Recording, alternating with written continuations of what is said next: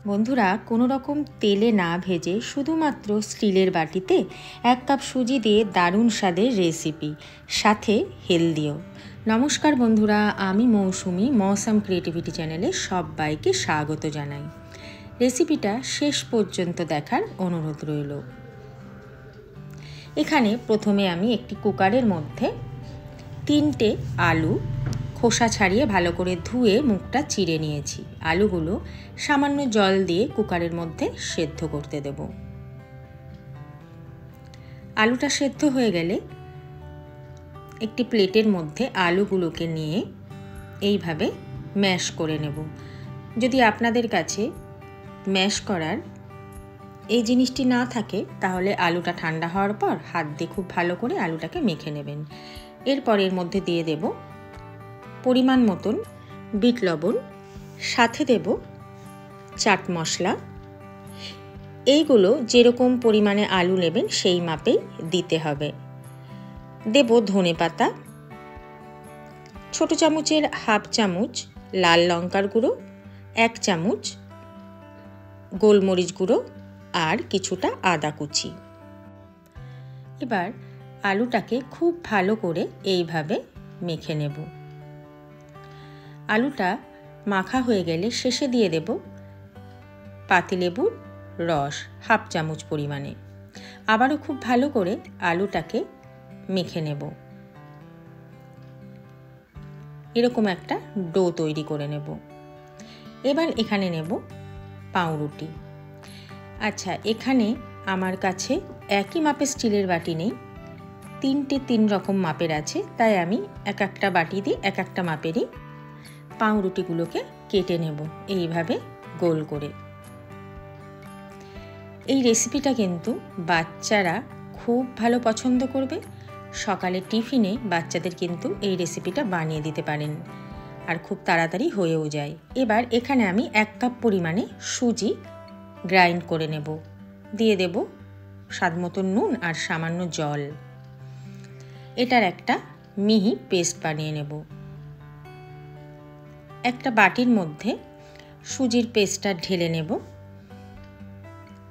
দিয়ে দেব আবারও ধনে পাতা কুচি আর 1 চামচ চিলি ফ্লেক্স। দেব হাফ চামচ পরিমাণে মৌরি। মৌরিটাতে খুব সুন্দর একটা মিষ্টি স্বাদ আনে। দেব সামান্য লেবুর রস। এবার খুব ভালো করে আবারও ব্যাটারটাকে এইভাবে মিশিয়ে তৈরি করে নেব। এবার দেব হাফ চামচ পরিমাণে ইনো। ইনোটা দিয়ে আরেকটু জল দেব। ব্যাটারটাকে এইভাবে ভালো করে ইনোর সঙ্গে মিশিয়ে নেব। ব্যাটারটা রেডি হয়ে গেছে। এখানে আমি কটা পনিরের স্লাইস কেটে নিয়েছি আর পেঁয়াজ টমেটোরও স্লাইস কেটে নিয়েছি। এবার বাটিগুলোকে নিয়ে নেব।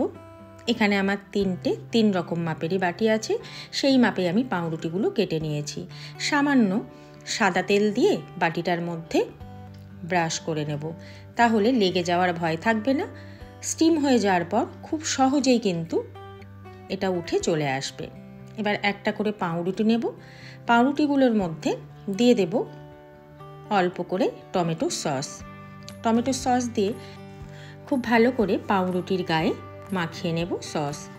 এবার 3টে বাটিতে এইভাবে একটা করে বসিয়ে দেব। টমেটো সসের উপর কিন্তু ধনে পাতার চাটনিও দিতে পারেন। আমি শুধু টমেটো সসটাই দিলাম, বা কেউ যদি ঝাল বেশি খান তাহলে চিলি সসও উপরে দিতে পারেন। আমি 3টে বাটির মধ্যে পাউরুটিগুলো বসিয়ে দিয়েছি। এবার কিছুটা পরিমাণে আলু এইভাবে নিয়ে 2 হাতে চ্যাপটা করে পাউরুটির উপর বসিয়ে দেব। তার উপর দিয়ে দেব স্লাইস করা পেঁয়াজ। 3টে বাটিতেই দিয়ে দেব। খুব বেশি স্লাইসগুলো যেন মোটা না হয়।